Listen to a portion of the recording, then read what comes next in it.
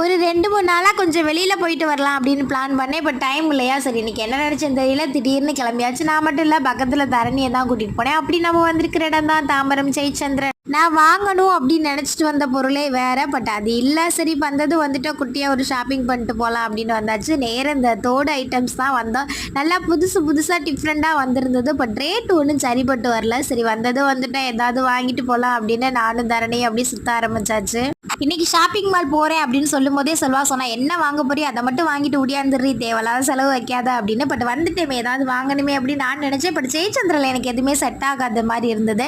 தரணி மட்டும் வாங்கினா அப்படியே வாங்கிட்டு இன்னைக்கு பயங்கரமான வேலையா. தரணிக்கு கொஞ்சம் வெளியில வேலை இருந்ததா, அதே முடிச்சுட்டு அப்படியே ஜில் ஜில்னு ஒரு ஜிகிர் தண்டா மட்டும் குடிச்சிட்டு கொஞ்சம் பழங்கள்லாம் வாங்குற மாதிரி இருக்கு. அதெல்லாம் வாங்கிட்டு அப்படியே கிளம்ப வேண்டியதுதான்.